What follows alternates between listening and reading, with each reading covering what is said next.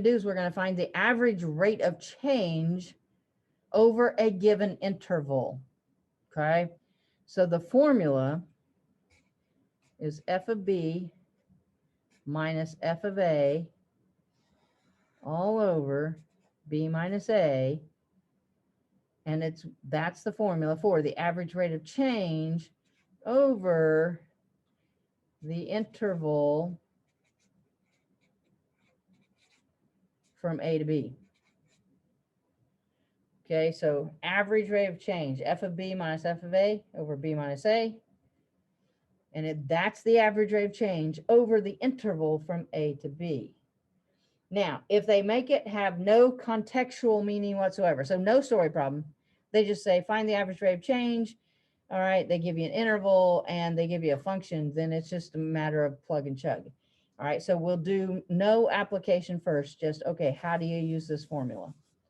All right, so they will say something along the lines of find the, and then I'm going to abbreviate, average rate of change. Can I do that? RARC, average rate of change. Find the average rate of change for f of x equals, let's keep the number small, 2x squared minus x plus 1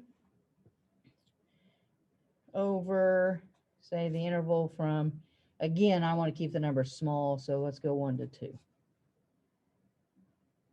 Okay, so no context, there's no story problem here. It's just, can you calculate an average rate of change? Find the average rate of change for the f of x function equals 2x squared minus x plus 1 over the interval from 1 to 2.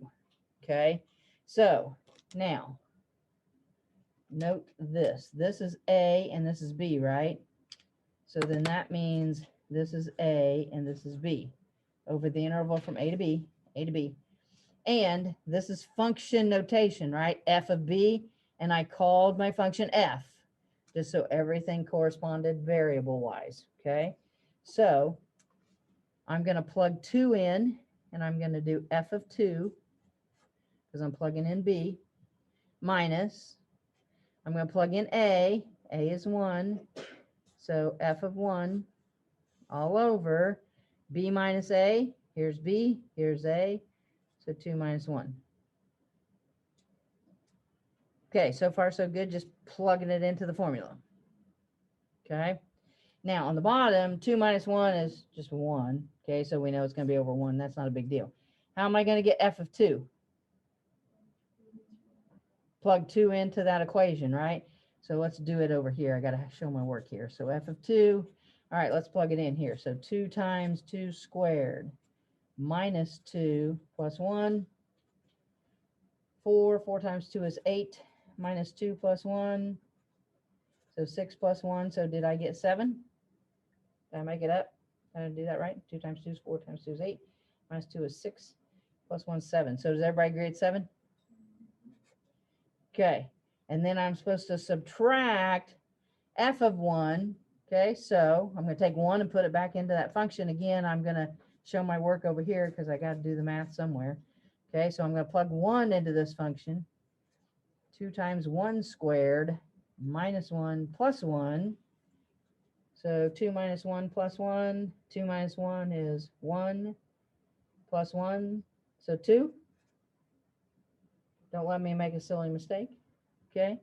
All right, so I've got a 7 minus 2 over 1. 7 minus 2 is 5. 5 over 1. So my average rate of change for this function over the interval from 1 to 2 is 5. No contextual meaning whatsoever. Okay. No contextual meaning. All right, so are we good? Caden, you're being weird. Stop being weird back there. Okay, are we good? Okay, now let's give this a little bit more meaning. Okay, let's put it in the context of some type of story problem. Okay, we'll see if we can't just make up a story problem. Okay, so in a contextual meaning, all right, let's suppose that I don't know, let's see, let's Let's go back to the 1990s. Okay. Don't make fun of my drawing. Okay, we got a little dude up here. What's that? Skateboard. Oh, very good. Okay, so this little dude is going to whoo down his little skateboard park. Okay, I said let's return to the 90s because you guys don't do this anymore, do you? You don't do skateboards anymore. So let's assume, all right, is what shape is this? It's a U shape, which is a parabola, right? So could I not represent the curve of this with a quadratic function? And it would probably need to be a positive leading coefficient because this is an upright parabola. So couldn't I say that the curve, the mathematical curve that represents the skateboard park thing right here is f of x equals 5x squared? Because isn't x squared a parabola? And positive 5 coefficient means it's upright, right? So I'm just randomly making it up. All right, now if I want it to be a little more contextual in the sense that when he takes off, what is passing? Time. So I could do this, couldn't I say it's f of t equals 5t squared? It's getting too physicsy. Yes, it is kind of getting too physicsy, but this is going to be easy. All right. Now we know f of b minus f of a. You never have to memorize anything other than that for your average rate of change. And I don't care that I change the numbers from different things. It doesn't make any difference. That's our formula. Do I have a function? Yes, I do. All right. Now let's say, I don't know, what would be the question be? What is Dave? We're going to say his name's Dave. What is Dave's average rate of change? And I'm just going to say average rate of change because I don't want to get too contextual here. Let's say, what is Dave's average rate of change? All right, from say t equal 2 seconds to t equal 5 seconds. All right, so he takes off 2 seconds. From as time passes from 2 seconds to 5 seconds, what's his average rate of change? Okay, what's his average rate of change? Or in other words, that would also be average velocity. But like, oh, yeah, I knew that word would scare you. So, because it brings back physics memories, doesn't it? All right, but technically, this is average velocity, same thing. All right, we don't need to use those big words if you don't like them. Okay, now, where's my interval? What's the interval? 2 to 5.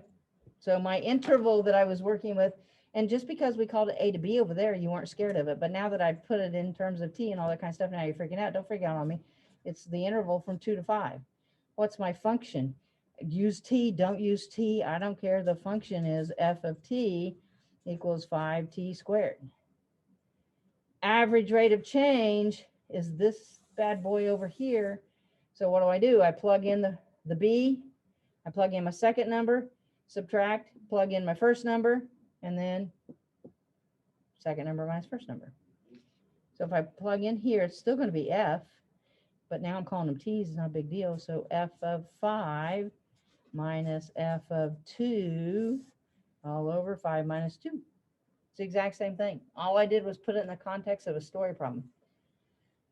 Okay, so on the bottom, the math's always easy because 5 minus 2, that's going to give me a 3 on the bottom. Okay, now again, some of you are going to be able to do this in your head, but if not, I got to work out f of 5. I got to put 5 into my function. So f of 5, 5 times 5 squared. So 5 times 5 is 25 times another 25 is 125. Did I not screw up? Don't let me screw up. That's a 125. Now I got to plug 2 into the function. Yeah, I think so. 5 times 5 is 25 times another 25 times another 5 rather.